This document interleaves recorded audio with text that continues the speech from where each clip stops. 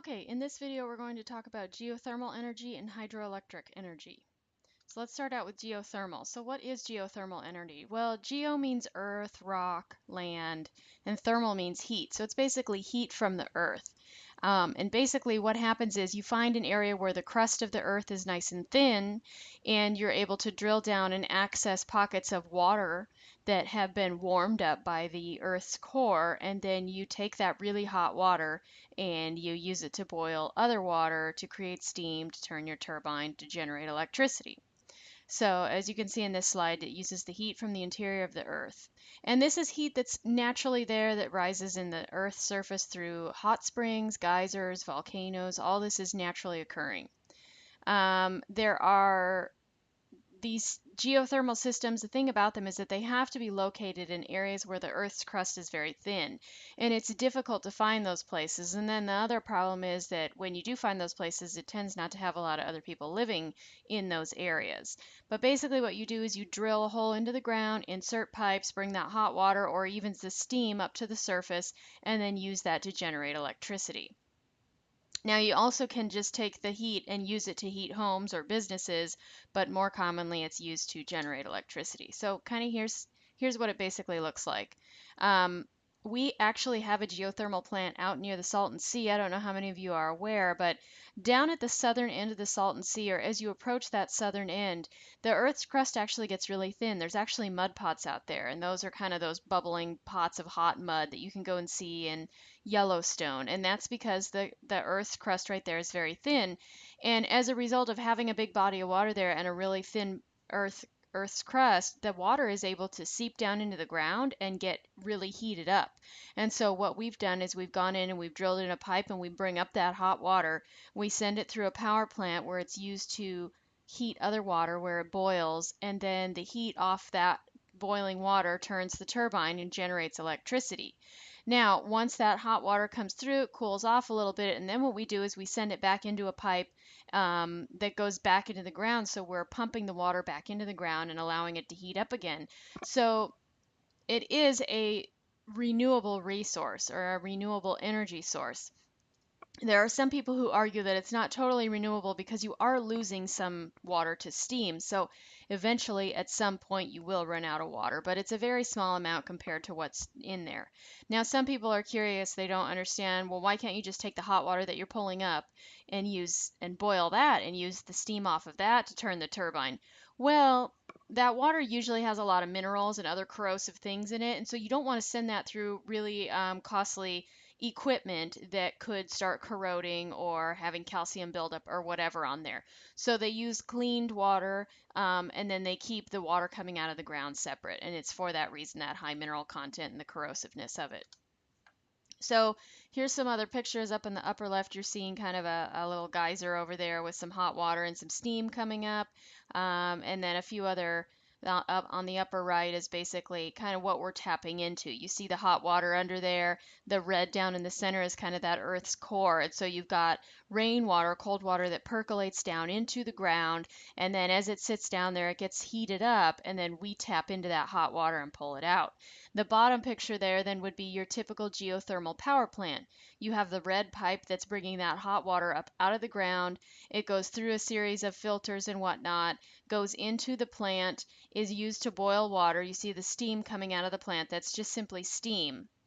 It's used to boil the water. That turns the turbine and generates electricity, which heads off onto the grid. And then that cooled down water is then put back into the pipes and pumped back down into the ground. So hopefully can reheat again. So you've got your production well pulling water up and your injection well putting the water back into the earth. So pros and cons of geothermal. Well, the pros of it is that it's relatively inexpensive because the energy plant basically fuels itself. You don't have to have a whole bunch of equipment shipped in there. It's warming itself, that you're taking the electricity, so it's kind of self-sufficient. And the plant site is less expensive to build than, say, a fossil fuel site because you don't need as much equipment. You're not burning anything. You don't have to have that furnace to burn and the scrubbers to clean the air and all that. Also, there's really no emissions, except in the case of sometimes you'll tap into a pocket and you may end up releasing harmful gases that were stored down under the earth. So you have to be really careful about what you're drilling into. Now, the cons of geothermal. It is quite difficult to find a suitable site for geothermal power plant because you've got to make sure how soft is the rock, is the heat at the site going to be hot enough, will it last long enough, is the surrounding environment going to sustain the power plant. I mean, out at the Salton Sea they have the power plant there, but you also have to be careful. The crust is relatively thin, so what can you do, what can't you do? Oftentimes, in very unique situations like this, you'll find species that are endemic to that area, and so then you have to take into effect how your actions are going to impact that. Also, as I mentioned earlier, the dangerous gases that can get stored in the Earth's interior, if they're released when digging up the deep wells or whatever, then you may have some potential issues with that. So those are all the cons of geothermal.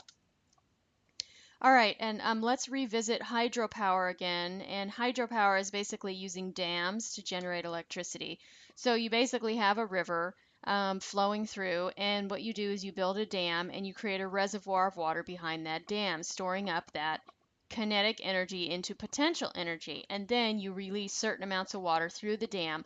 And as the water goes through the dam, it actually spins through a turbine, so that turbine is spun, which then spins the generator, and that creates electricity. So again, no need for the steam because the force of the water coming through the dam is what's turning that turbine. And then you have the electricity that's created that goes into the power lines and that gets carried off to the grid. Now, again, you have the issue with line loss here because a lot of times where you're building a dam, people aren't living anywhere nearby that, so then you have to send that electricity quite a ways off. So here's the basic inside schematics of what a dam would look like. You've got over on the left-hand side there the reservoir of water that the dam is holding that water back, and then you've got the control gate down there underneath the water. So they open up that control gate and the water comes in the intake there, and it flows through, and you see the turbine. So the water comes through and it spins the turbine around as it goes out the outflow, and that turbine is mechanically connected up to the generator, and that generator is what creates your electricity, and it gets sent off onto the power line. So pretty basic. Now, the nearest hydroelectric to us, and we actually do get some electricity coming off of this, is Hoover Dam. And it's one of the largest dams, the largest, and it is the largest man-made lake that resulted from this. So in the bottom center picture there, you see a picture of Lake Mead.